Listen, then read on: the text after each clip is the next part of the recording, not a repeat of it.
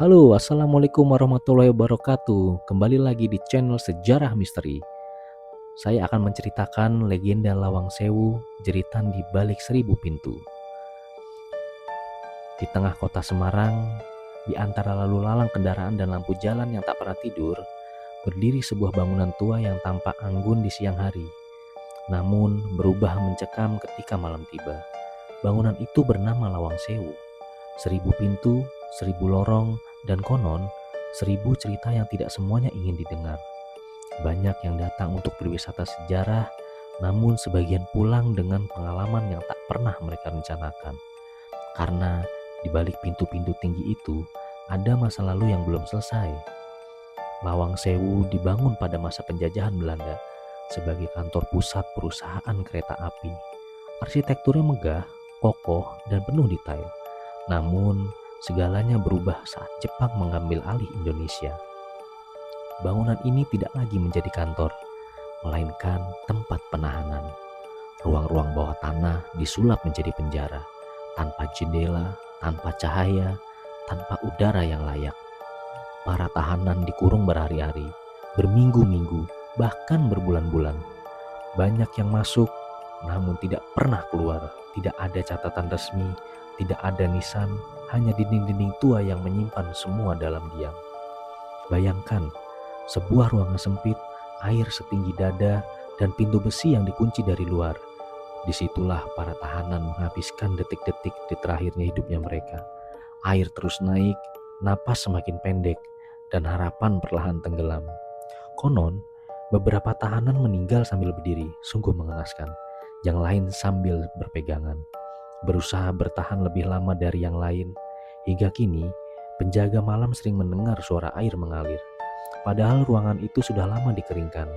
Ada juga yang mendengar ketukan pelan dari balik lantai, seolah ada yang meminta dibebaskan. Namun, ketika ditelusuri, yang ada hanyalah keheningan dan udara dingin yang menusuk ke tulang. Beberapa pengunjung mengaku mendengar tangisan di lorong panjang Lawang Sewu. Tangisan itu pelan, terputus-putus, dan terdengar seperti berasal dari kejauhan. Saat mereka berhenti berjalan, suara itu ikut berhenti. Namun, ketika langkah kembali dilanjutkan, tangisan itu muncul kembali. Lebih dekat, lebih jelas, banyak yang memilih keluar lebih cepat. Sebagian lainnya justru penasaran, dan disitulah pengalaman aneh dimulai.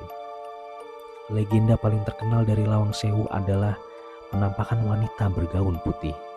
Ia sering terlihat di lorong lantai atas, berjalan perlahan, kepalanya sedikit tertunduk. Rambut panjang menutupi wajahnya pucat, tatapannya kosong, dan langkahnya nyaris tak bersuara. Beberapa saksi mengatakan ia menghilang tepat di tikungan lorong.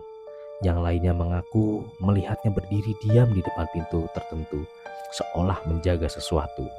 Konon, wanita ini adalah arwah tahanan yang meninggal secara mengenaskan di penjara bawah tanah.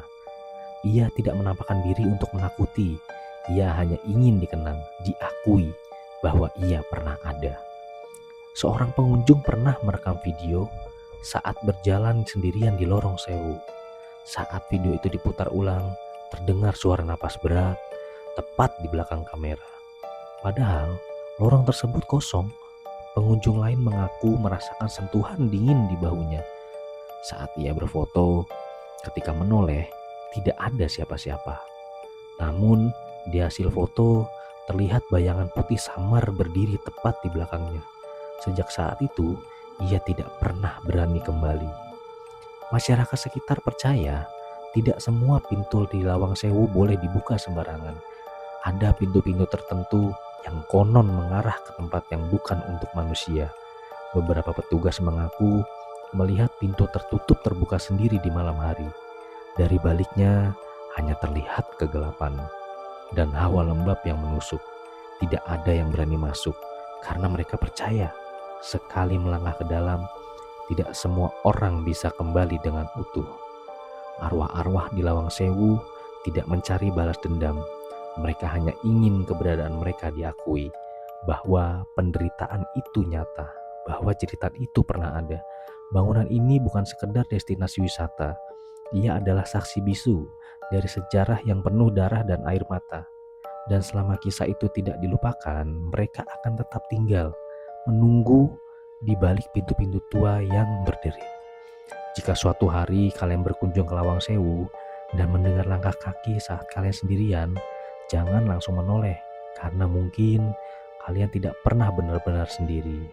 Terima kasih sudah mendengarkan. Jika kalian punya pengalaman horor atau ingin cerita selanjutnya, tuliskan di kolom komentar. Dan jangan lupa subscribe, karena cerita selanjutnya mungkin lebih dekat dari yang kalian kira. Terima kasih.